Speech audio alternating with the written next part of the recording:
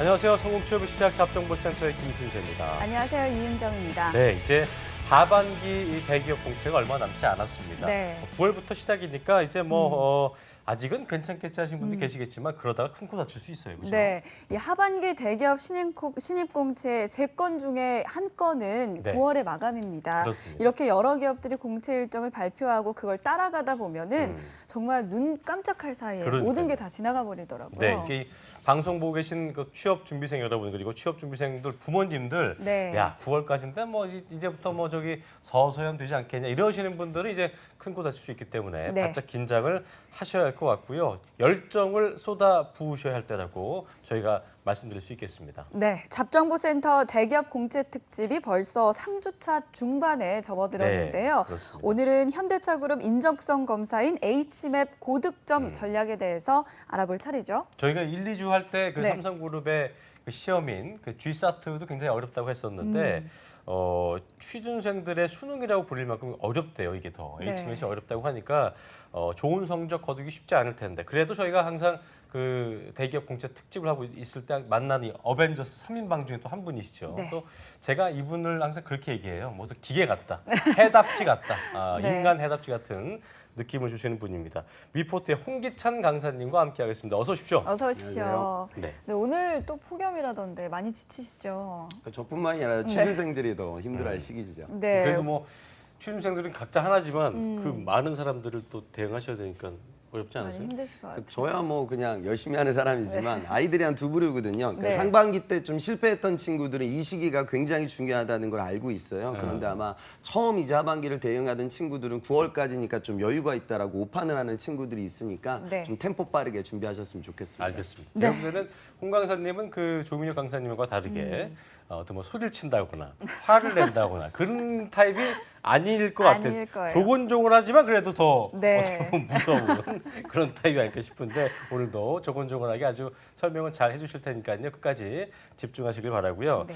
자 그리고 이제 잡정보센터 공무원 특집에 이어서 대기업 특집도 함께하고 계신 아주 우리한테 이제 뭐 어떤 패밀리 중에 한 분이 되신 분이죠. 임송환 강사님 오늘도 자리하셨습니다. 어서 오십시오. 어서 오십시오.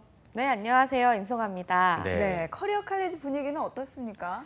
네, 아무래도 이제 여름이 이제 시작되면서 이제 본격적으로 학원을 많이 찾는 친구들이 많아졌는데요. 네. 뭐 그래도 아직 뭐 휴가 계획 세우고 뭐 어디 놀러 갈까 이런 거 짜는 친구들도 많이 있는 것 같습니다. 네. 네. 그래도 이제 지금부터 시작하는 것만으로도 다른 친구들보다 훨씬 더 앞서가 있는 거기 때문에 그러니까요. 이 여름날의 기적만 지금 함께 하셔도 이미 한 발짝 더 이 취업 성공에 앞서 나간 것이 아닐까 싶습니다. 자. 네, 그래서 오늘도 이제 네. 여러분께 정말 도움되는 정보만 드리기 위해서 잡정보센터에서 준비를 많이 했는데요. 네. 그 전에 취준생분들에게 정말 정보와 더불어서 이 다양한 혜택과 이벤트를 드리기 위해서 취업 커뮤니티 스펙업과 함께했습니다.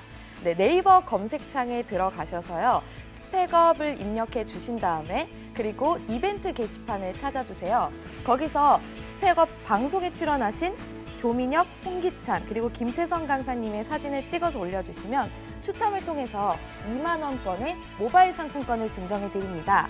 그리고 또 매주 기업별 주제에 따라 베스트 사연이나 궁금증 댓글로 쓰신 분들에게도 추첨을 통해서 위포트 인적성 도서를 선물로 드리니까요. 평소에 궁금했던 것들이나 정말 알고 싶었던 것들 그리고 어디에서 말 못했던 사연들 다 올려주시면 거기에 저희가 현명한 혜택 드리도록 하겠습니다. 네, 그럼 오늘도 이제 잡정보센터 스튜디오에서 함께 만나보시죠.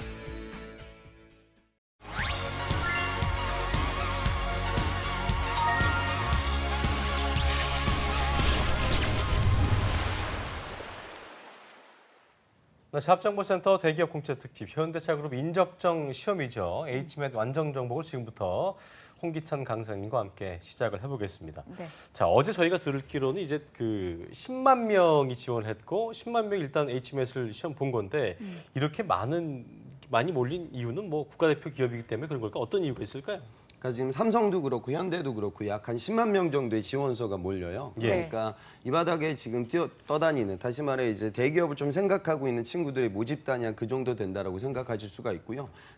겹칠 수밖에 없죠. 그러니까 내가 기계공학이다. 그러면은 삼성전자도 쓰지만 현대자동차도 쓰게 되고, 또 영업 마케팅 쓰는 친구들도 양사를 동시에 본인의 최고 목적지로 생각을 하고 있습니다. 그렇군요. 이 난이도가 정말 어렵다는 얘기가 많던데 사실입니까? 어떤 정도 차이가? 우리가 저번에 삼성을 좀 알아봤잖아요. 네. 그래서 삼성은 자료 해석 관련된 부분이 하나로 좀 출제가 되고 있는데, 현대 같은 경우에는 자료 해석, 정보 추론 이렇게 나뉘어 가지고 더 세분화돼서 문제가 출제되고요. 네. 삼성 같은 경우에는 그 시각적 사고의 유형이 폭은 많지만 난이도가 그다지 어렵진 않아요. 근데 현대 같은 경우에는 이 도시기에 공간 지각 이 부분이 조금 더 난이도가 높기 때문에 푸는 학생들 입장에서는 더 어렵게 생각을 하고 있습니다. 알겠습니다. 네.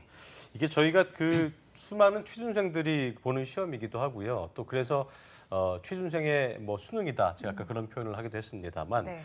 현대차그룹의 인적성 검사죠. HMAT. 이게 어렵기로 유명해서 시험을 보고 나서도 이게 대체 어떤 유형인 거야라고 헷갈려 하시는 분들이 많아서 저희가 네. 준비를 했죠. 네, 네. 준비를 했습니다. 현대차그룹 수능 HMAT의 실체를 네. 준비를 했습니다. 그렇습니다. 온라인에 돌고 있는 HMAT에 대한 이야기들 중에 많이 화제가 되고 있는 이야기들을 뽑았는데요. 이 이야기들에 대해서 홍기찬 강사님이 맞다, 틀리다, 실체를 밝혀주시면 될 것 같습니다. 네, 임정 아나운서가 먼저 시작하죠. 네, 제가 먼저 얘기를 해볼게요. 현대차의 역사 에세이, 이게 또 매번 참 어마어마한 이슈를 낳고 있는데요. 네.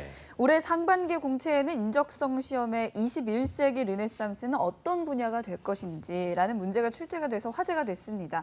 그래서 이렇게 나온 얘기인 것 같은데, 출제 범위도 이렇게 넓고 그렇다 보면 국사는 물론 또 세계사까지 우리가 공부를 해야 되지 않나, 뭐 이런 질문이 있는데 사실인가요? 그 실제로 공부를 하면 뭐 좋긴 좋겠죠. 근데 네. 구직자들 입장에서는 현대자동차만 우리가 지원하는 건 아니거든요. 그러니까 다른 기업들도 지원을 하는데, 타 기업들은 대부분 국사의 비중이 굉장히 높습니다. 그러니까 GS, SK, 뭐 CJ, KB 다 이제 국사만 좀 출제가 되거든요.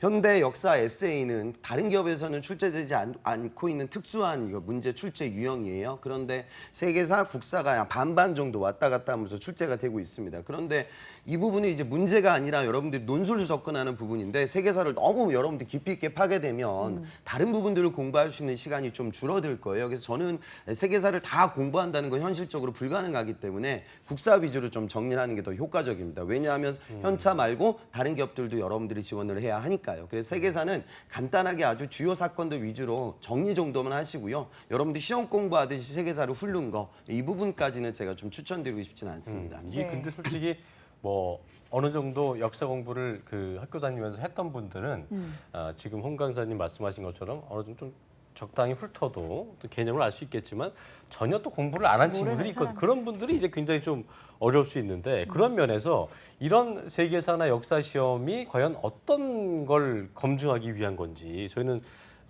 그 의문을 가져보지 않을 수가 없습니다. 예. 그러니까 취준생들이 되게 힘들어지고 있죠. 그러니까 공대생들도 지금 뭐 르네상스도 알아야 되고, 또 경영학도들도 무슨 뭐 수리추리 공간 지각 능력도 알아야 되고, 좀 부담들이 많아지고 있어요. 근데 기업에서는 이제 현대자동차는 아시다시피 글로벌 기업이고, 그다음에 세계 시장을 진출하는 기업입니다. 그리고 이런 역사관이라든가 전 세계를 바라볼 수 있는 월드와이드적인 시견을 갖고 있는 친구들 좀 원하는 거죠. 그리고 정 회장이 예전에 얘기했던 건 올바른 역사관을 갖고 있는 친구들을 우리가 뽑아야 된다. 뭐 그런 관점 때문에 이런 전형들이 이루어지고 있습니다. 그렇군요. 그러니까 다른 기업들에서도 이렇게 역사의 비중을 늘리고 있는 이유가 방금 말씀해 주셨던 거라고 보면 되겠네요. 근데 저도 아까 얘기했지만 되게 추상적인 이야기잖아요. 네. 뭐 역사 안다고 해서 뭐 얼마만큼 뭐 우리 국가관을 본다는 게 공무원 시험은 사실 아닌데, 근데 그쵸. 저는 여기서부터 이제 추론인데 좀 그런 것 같아요. 그러니까 요즘 신입사원들의 문제점을 우리가 크게 느끼는 부분은 뭐냐면, 과거와 같은 끈끈함, 뭐 이렇게 단체 활동을 잘 진행할 수 있는 협업 능력이 그다지 높진 않아요. 그러니까 다시 말해 개인주의 성향들이 굉장히 강하죠. 그러니까 그럼 이런 친구들 사이에서 도대체 왜 예전에 우리 현대자동차에서 근무했던 그런 끈끈한 좀 직업관이라든가 동료애를 확인할 수 있는 인식이 무엇일까? 그래서 역사 인식을 좀 갖고 있는 청년들이라고 하면 좀 그런 단결력이라든가 협업 능력이 조금은 뛰어나지 않을까? 뭐 그런 관점에서 채용이 좀 이루어진다고 저는 개인적으로 좀 추측이 됩니다. 그리고 제가 볼 때는 뭐 홍 쌤도 이런 거 잘하시겠지만, 어떤 역사 공부 같은 거는 좀 어떤 인내를 또 필요로 하고, 또 부지런함과 어떤 성실의 척도가 아닌가 싶은 생각이 들어서, 이 친구가 어떤 주제를 줬을 때 뭐 좀 대략적인 내용 알고 있는가, 어떤 본인만의 주장을 갖고 있는가 이런 것들을 좀 보기 위한 척도가 아닐까 싶은 생각이 드는데. 예. 그리고 이제 이 논술을 시험의 특징이 저는 그런 것 같아요. 그러니까 삼성에 나오는 역사 문제는 갑심정변을 네가 알고 있냐 모르고 있냐 이게 중요한데 그렇죠. 현대 에세이는 르네상스를 만약에 나는 르네상스 모른다 뭐 그러면 어쩔 수 없는 건데 그 정도는 호텔밖에 몰라 이러면 이제 곤란한 거죠, 그렇죠? 예. 르네상스 개념 정도는 알고 있거든요. 그러니까요. 근데 중요한 거는 그거 가지고 논술을 쓰는 과정들 속에서 이 친구의 가치관과 그다음에 논리적인 접근을 이제 볼 수가 있겠죠. 예. 그러니까 세계사를 바라보는 흐름보다는 역사라는 그 매개체를 활용해 가지고 여러분들의 통찰력을 검증하는 프로세스다. 그렇게 보시는 게 좋을 것 같아요. 이게 뭐 왜 역사가 이 우리 일하는데 뭐 필요하다고 생각하지 마시고 어떤 그 사람의 지성을 좀 파악하기 위한 그런 네. 단계가 아닌가 싶은 생각이 듭니다. 자, 첫 번째 이야기는 뭐 그래도 그러니까 제가 볼 때는 역사 에세이 막 하려고 세계사 막 문제집 풀면서 다 배우지 마시고 제가 볼 때 어떤 그런 그 역사적인 그 큰 이슈들에 대한 해석이 나온 책들 같은 걸 보면 좀 더 좋지 않을까 생각이 들고요. 자, 두 번째 좀 풀어보겠습니다. HMAT은 암기로 풀 수 있는 문제가 없다. 이 맞는 것 같은데 어떻습니까? 제일 극단적인 차이가 삼성 같은 경우에는 직무상식 문제가 많이 나오거든요. 상식은 여러분들이 우선 아셔야 돼요. 모르면 맞출 수가 없습니다. 근데 현대는 에세이라는 부분이 암기력을 요하고 있는 파트는 아니기 때문에 예. 삼성과는 약간의 이런 차이가 있다고 이해하시면 될 것 같아요. 그렇군요. 네, 이게 아마 어려우니까 이런 얘기가 나오는 것 같습니다. 지금 이제 방학이 6주가 채 안 되게 남았는데 이 시간 동안 준비해도 승산이 있을까요? 승산은 있죠. 그러니까 인적성 시험이 무슨 고시 공부라고 해서 6달짜리 공부하는 시험은 아니거든요. 그렇죠. 통상 예. 한 2달 정도 학생들이 준비를 하고 문제집 한 서너 권 정도는 풀고 있습니다. 그래서 늦었다고 생각하지 마시고요. 그리고 이제 여러분들이 아셔야 되는 게 이 언어 수리 추리 이건 NCS도 그렇고 모든 기업에서 다 검증을 하고 있어요. 외국계 기업들도 보고 있기 때문에 유형들의 큰 차이가 있진 않습니다. 그래서 주요 대기업들 위주로 여러분들이 준비를 하시면 소소한 중견 기업들까지도 동시에 커버가 가능하다. 그렇게 이해하시면 네. 되죠. 어쨌든 취업 준비생 여러분들 뭐 너무 포기하지 마시고 아유 난 이번 넘기겠다 하지 마시고 홍기창 강사님 말씀대로 좀 유형에 좀 익숙해지도록 하면서 하반기 공채 도전을 해보시면 될 것 같습니다. 다음 이야기 좀 풀어보죠. 아까 저기 저희 방송 전에 우리 또 저기 송아 쌤이 또 우리 홍 쌤한테 물어보더라고요. 뭐가 제일 어렵냐고. 현대 시험 보려는 거 아니죠? 예. 예, 어쨌든 그래서 굉장히 물어보길래 근데. 그때 이제 얘기하셨던 게 도시기회 파트가 가장 어렵다 이 얘기하셨는데 이 부분을 좀 얘기해 보겠습니다. 이게 매년 출제형도 바뀌기도 하고 원래 좀 어려운 거죠? 그러니까 도시기회 파트하고요, 이제 도형 파트가 있는데 이게 시즌마다 좀 차례차례 반복적으로 바뀌고 있어요. 그러니까 올 상반기는 이제 도형 쪽으로 나왔었고 작년 하반기 때는 또 도시계로 나왔었고 그렇다면 이번 차례는 뭐 아마 도시계 차례가 될 것 같아요. 근데 이것도 뭐 우리가 장담할 수는 없습니다. 근데 어려운 부분은 이제 그런 거죠. 삼성 같은 경우에는 이제 시각적 사고가 좀 쉽다 보니까 전개도 같은 걸 보여주거든요. 그래서 우리 주사위 전개도 하나를 보여주고 이걸 합쳤을 때 나올 수 없는 주사위의 모양을 찾아라. 이 정도 수준인데 현대 같은 경우에는 주사위를 보여주고 그 주사위를 또 이게 굴려요. X축으로 몇 개, Y축으로 몇 개, Z축으로 몇 개 이런 식으로 돌려서 그 주사위의 모양을 우리가 좀 추론해야 됩니다. 그러니까 삼성은 요 쉐입을 보고 주사위를 찾는 수준이라고 하면 현대는 이 부분을 다시 응용시키는 단계까지 문제가 나오거든요. 그러다 보니까 취준생들이 상당히 좀 버거워하는 영역이라고 생각하시면 되죠. 그렇군요. 네, 그리고 이런 이야기도 있습니다. HMAT이 그렇게 어렵다 보니까 차라리 아예 더 어려운 거를 풀어서 난이도에 적응하라. 뭐 이런 이야기가 있던데 그럼 피사트를 먼저 풀면 도움이 될까요? 제가 이제 아이들 보면은 주로 이제 공무원 시험이라든가 고시 뭐 이런 거 준비했던 친구들이 처음 이 취업 시즌으로 들어오면 굉장히 어려움을 많이 겪어요. 그러니까 왜 그러냐면 이 친구들은 인턴이라든가 프로젝트 경험들이 좀 없고 공부만 많이 했던 친구들이죠. 근데 이제 피셋 시험이 이제 공무원 시험에 적용되고 있는 영역이다 보니까 이런 걸 공부했던 친구들이 적성 시험을 볼 때 보탬이 되기는 해요. 왜냐하면 유형이 비슷하거든요. 근데 저는 드리고 싶은 말씀이 또 여러분들이 판을 너무 벌려놓으면 또 선택과 집중이 좀 안 될 거예요. 그래서 저는 좀 주력하는 회사에 포커스를 맞추는 게 좋을 것 같습니다. 공대생 이라고 하면 삼성과 현체가 차지하는 비중이 굉장히 크고 또 여러분들 중에 금융권을 생각하는 친구들이라고 하면 농협이라든가 몇몇 금융권 관련된 적성 시험이 여러분들한테 의미가 클 거예요. 그래서 모든 걸 다 할 수 없기 때문에 이 짧은 시간 동안 좀 선택과 집중을 하시는 게 오히려 더 좋을 것이라는 의견 드리고 싶습니다. 네. 네. 이게 저는 진짜 궁금한 게 뭐냐면 이런 문제는 정말 누가 출제하는 건지 출제자는 이걸 과연 다 알고 하는 건지 뭐 이런 생각이 들기도 하고 이걸 잘 풀면 회사 일을 정말 잘할 수 있는 건지 그런 궁금함이 드는 분들이 실제적으로 뭐 주변 네. 분들도 많이 있다고 제가 좀 들었는데 시험을 위한 시험이 아니냐 이거 이제 우리 이런 말은 이제 좀 어려워하시는 분들이 하는 말 같다는 생각이 들기도 하는데 어떻게 생각하세요 그런 부분에 대해서? 실제로 저도 그렇게 생각을 해요. 저도 이거 강의하는 사교육자거든요. 그러니까 이런 사교육 시장이 펼쳐지고 있고 출판 시장에 나와 있는 적성 서적들이 굉장히 많아요. 엄청 그래서 많더라고요. 지금 예. 이런 식으로만 흘러가다 보면은 또 결국에 기업에서 회의를 느낄 거고 또 다시 변경될 수 있는 가능성도 있죠. 그런데 적성이라는 건 그렇습니다. 어떤 기업들은 정말 수능처럼 잘 붙는 친구들을 그냥 위에서부터 잘라가지고 붙이는 기업들도 있지만 어떤 기업들은 여러분들이 갖고 있는 다른 이력들과 종합적으로 판단될 수 있는 그 변수 중에 하나가 될 때도 있고요. 정말 이 친구는 역량은 뛰어난데 수리력과 추리력이 현저하게 부족해서 탈락시키기 위한 시험으로 응용시키는 그런 기업들도 있어요. 그러니까 너무 부담 갖지 마시고요. 그다음에 지금 나와 있는 문제집들을 보면 저도 뭐 이런 문제 출제하는 사람이지만 어떤 문제집 시각적 사고 이렇게 보고 있으면 전 잘 보이지도 않아요. 시력 테스트처럼 너무 난이도를 높게 꼬아놓은 문제들도 있습니다. 그러니까 그렇죠. 다들 이제 동등한 상황에서 상대적으로 경쟁을 하고 있는 거잖아요. 그러니까 그냥 풀면서 이걸 다 맞춰야 된다. 예전 편하게. 공부하는 버릇 네. 그런 거 버리시고요. 그냥 패턴과 유형을 내가 익히고 시험장에 간다. 이 부분에 좀 포커스 맞추는 게 더 좋습니다. 거 봐요. 네. 홍쌤도 그 못 푼 게 있다는데 우리가 무슨 수로 풉니까? 그러니까요. 이 어려운 거는 다른 친구들한테는 어려울 거야. 이렇게 좀 편하게 생각하시면서 마음 편히 좀 푸시는 게 또 중요할 것 같습니다. 예. 네. 그리고 마지막 궁금증입니다. 네. 인성 검사를 볼 때요. 어떤 성격의 컨셉을 잡고 그거에 맞춰서 풀어야 한다. 이게 맞는 말일까요? 되게 복잡하게 풀어요, 또 그죠? 그러니까요. 네, 서로 저는 이 예. 부분을 컨셉을 보면 잡고. 아이들이 문제를 풀 때 이렇게 컨셉을 잡고 푸는 아이들이 있어요. 네. 갑자기 뭐 삼성맨, 현대맨으로 강림합니다. 그다음에 뭐 영업사원으로 강림해요. 네. 그러니까 또 그러면 이상한 생각들도 많이 하거든요. 뭐 문제 너는 불을 보면 평소에 마음이 현혹되냐? 그러면 또 생각을 하거든요. 이것이 나 방화범으로 보면 안 되니까 이건 아니지.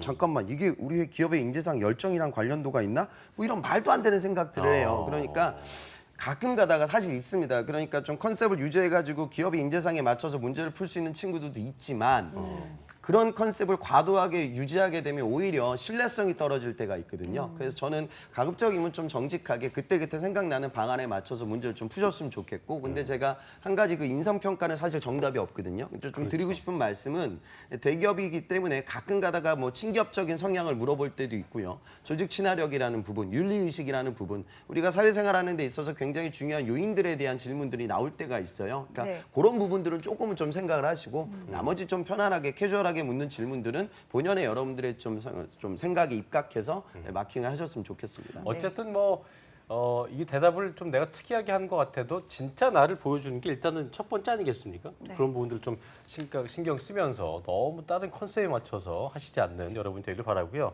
자, 지금까지 뭐 기찬 쌤과 함께 HMS 실체에 대해서 알아봤고 다음은 구체적으로 이제 HMS이 어떻게 좀 치러지는지에 대해서 알아봐야겠죠. 이 부분은 임송아 강사님께서 짚어주시겠습니다. 함께 보시죠.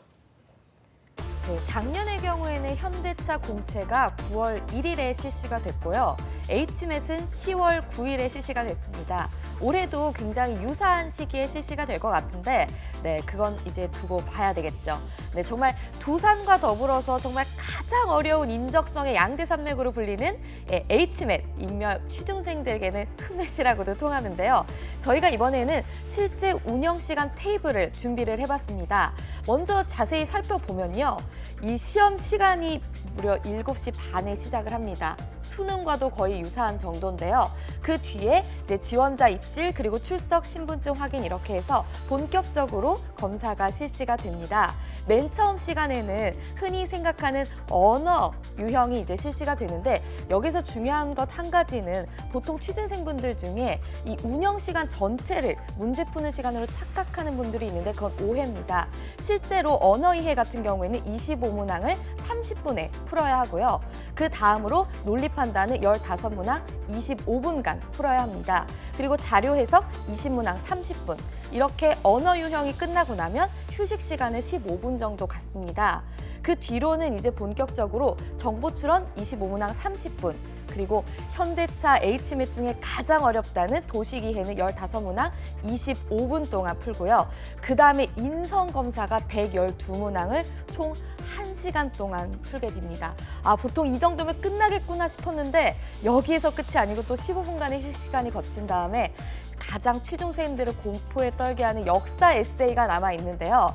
두 문항을 40분 동안 작성하게 되어 있습니다.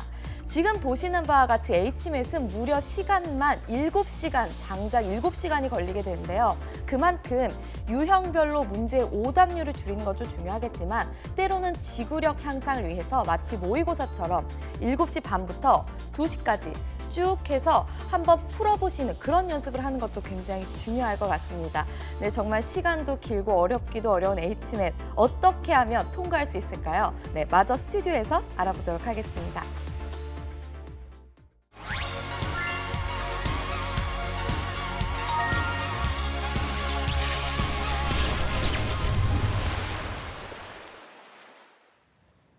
네, 잡정무센터 대기업 공채 특집 여름날의 기적 현대차 그룹의 H맷 시험 어떻게 좀 치러지는 저희가 임송아 강사님을 통해서 알아봤는데요. 진짜 보는 것만으로 좀 지친다. 뭐 이런 생각이 그러니까요. 들었습니다. 먼저 이게 시간이 일단 7시간이고 또 가면 갈수록 더 길어지는 시험도 있고 하다 보니까 컨디션 조절을 좀 잘해야 될 것 같은데 어떻게 좀 그래서 저는 좀 드리고 싶은 말씀이 학생들이 이제 자기소개서를 9월 달에 많이 쓰고 10월 달에 인적성을 보거든요. 네. 그러니까 자소서를 이제 뭐 조쌤이 여기서 잘 이야기하시겠지만 아이들은 자기소개서를 안 쓰고 자기 소설을 쓰다 보니까 이제 창작 활동을 해서 밤에 주로 창작 활동을 해요. 그래서 보통 한 7시 정도에 잠들거든요. 그러니까 제가 패턴을 좀 라이프 사이클도 좀 거기에 맞추셔야 돼요. 그래서 저는 오전 타임에 좀 일찍 일어나서 좀 9월 달에 자소서 쓰는 게 아무리 바쁜다 하더라도 한두 시간이라도 좀 문제 유형을 그때 좀 풀어보는 습관들을 들이세요. 그래야 여러분들이 시험장 가서도 좀 패턴에 맞춰서 잘 볼 수 있습니다. 밤에 하면 이제 자기 소개서라기보다 말씀하신 대로 자기 소설서가 소설. 될 수 있기 때문에 네. 예, 삼류 소설을 쓸 수 있는 가능성이 크기 때문에 낮에 좀 시간을 맞추시는 걸로 네. 하면 좋을 것 같습니다. 예. 네, 그렇다면 이 검사 영역별로 한번 짚어서 얘기를 나눠볼게요. 첫 번째가 언어 이해인데 이건 네. 어떤 건가요?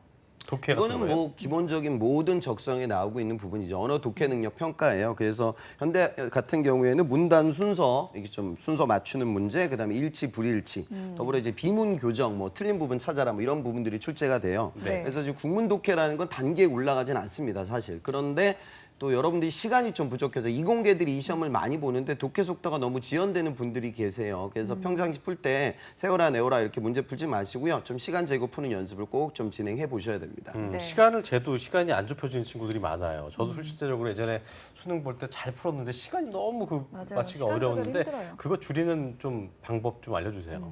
그러니까 뭐 독해 지문이 좀 길어지면 여러분들 왜 수능 언어 영역 풀 때도 그런 식으로 접근했었잖아요. 그러니까 앞부분과 뒷부분 보고 중간에 바뀌는 뭐 나오는 좀 접속사 같은 부분들, 그러니까 문맥의 흐름이 바뀌는 부분 좀 체크할 수도 있고요. 그다음에 보기를 좀 먼저 보고 지문에 들어가는 것도 방법이 될 수 있고. 그러니까 독해 속도가 너무 지연되는 친구들은 템포가 좀 늦어져 그렇고 어려워지는 단어들이 나와요. 그러니까 어려워지는 단어들의 특징은 음절들이 굉장히 긴데 이 언어 영역은 아주 그 긴 음절들을 하나하나 독해할 필요가 없을 때가 더 많거든요. 그래서 이거는 블록 A다, 이거는 블록 B다, 뭐 이런 식으로 좀 도식화시키면서 빠르게 독해할 수 있는 본인만의 방법을 찾는 게 필요합니다. 알겠습니다. 네.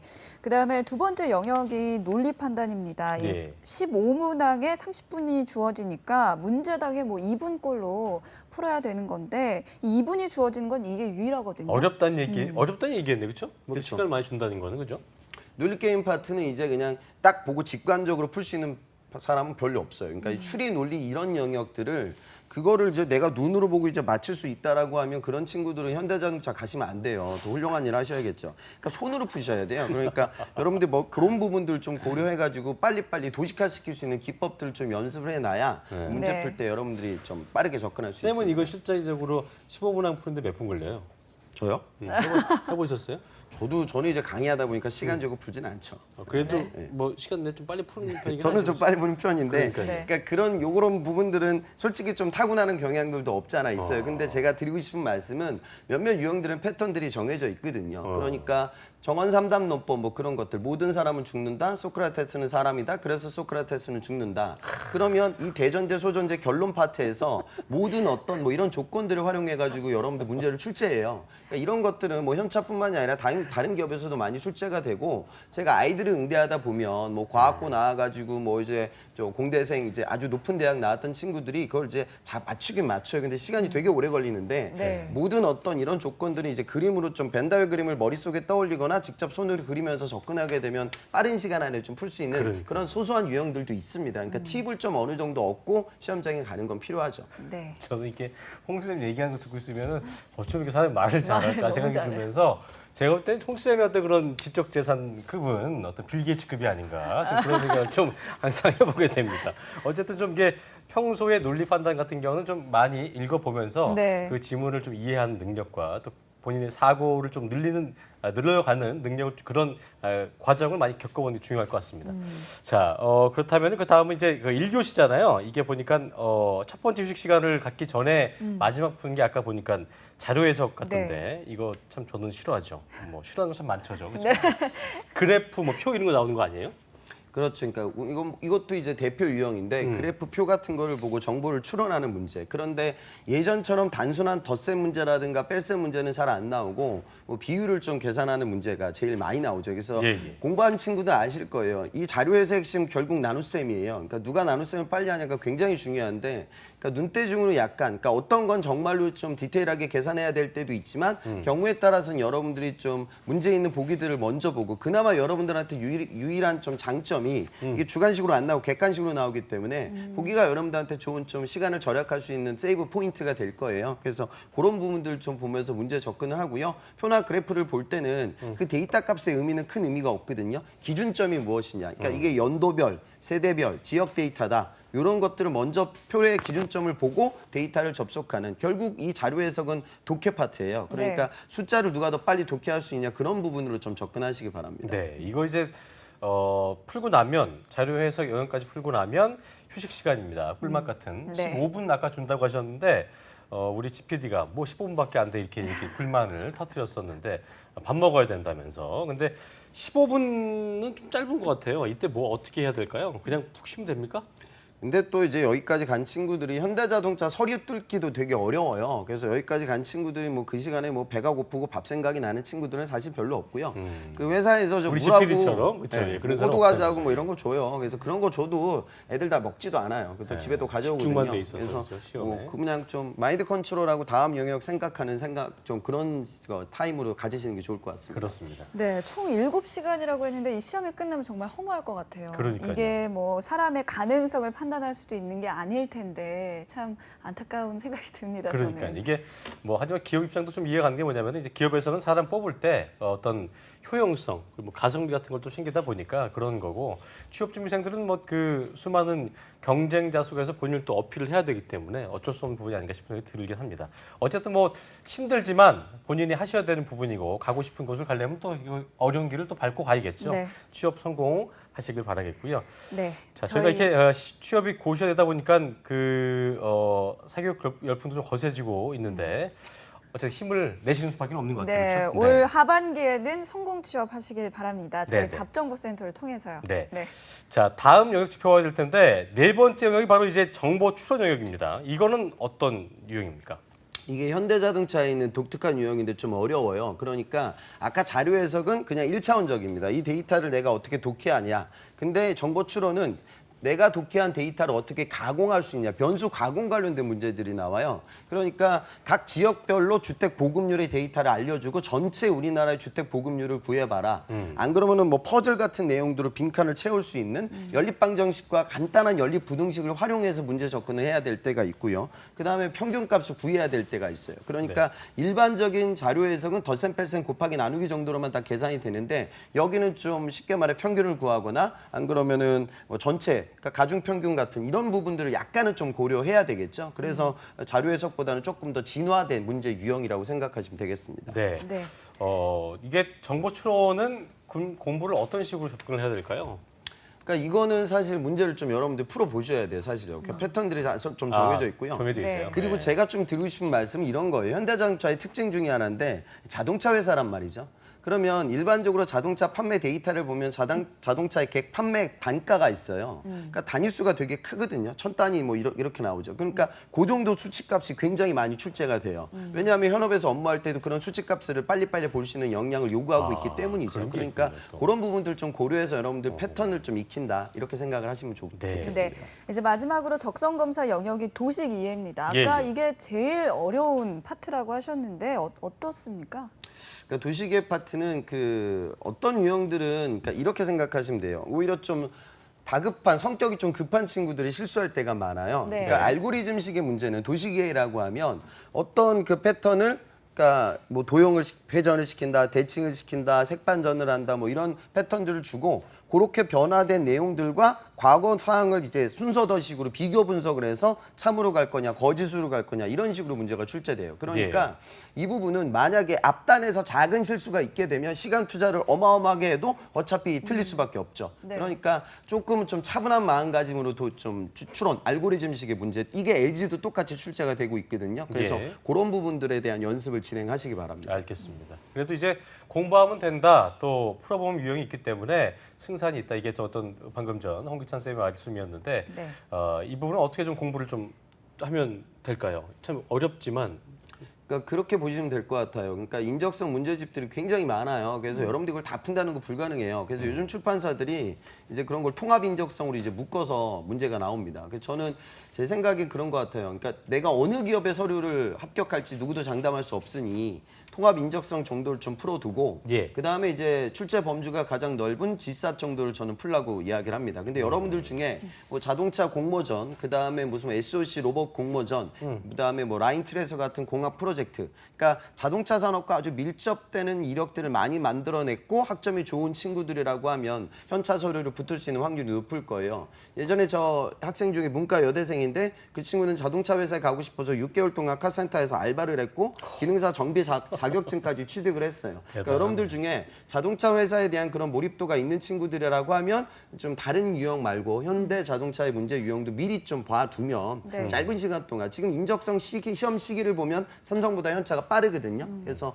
좀 속도감 있게 대응이 가능할 겁니다. 여자분들이 정비 자격증 땄다면 말 다 한 거죠. 네. 그러니까 지금 앉아 계신 분들 뭘 내가 해야 될까 지금부터 좀 고민을 하셔야 될 것 같습니다. 예. 네. 지금까지 이렇게 H맷에 대해서 짚어봤는데요. 기찬 쌤, 네. 이제 여름방학이 6주 남았습니다. 그렇습니다. 6주간의 H맷 공략법을 한마디로 정리를 해주신다면요? 그러니까 이렇게 생각하시면 돼요. 적성은 결국엔요. 이건 자신감이에요. 그러니까 문제를 많이 풀고 시험장에 가면 내가 좀 해볼 만하겠다 이런 생각이 들고 숫자를 보게 돼요. 그런데 나 이거 몰라, 나 이거 이런 거 잘 못하는데 그런 마음가짐으로 시험장에 가면 많이 떨어집니다. 그러니까 적성은 자신감, 그러니까 다 맞춘다는 생각보다 내가 이 유형을 알고 자신감을 갖고 시험장에 들어갈 수 있는 나의 모습을 만든다. 그런 마음가짐으로 도전을 하시면 템포가 조금 빨리 갈 것 같습니다. 네, 네. 자신감을 갖기 위해서는 또 그만큼 많이 풀어보는 것도 중요할 테니까요. 그런 네. 과정 꼭 잊지 마셔야겠습니다. 자, 대기업 공채 특집 여름날 기적 현대차그룹 H맷 시험 인적성 검사 고득점 비법을 지금까지 미포트의 홍기찬 강사님과 함께 알아봤습니다. 고맙습니다. 고맙습니다. 네, 그리고 오늘도 수고해주신 커리앤칼리지의 임송아 강사님도 감사합니다. 고맙습니다. 네, 감사합니다. 네.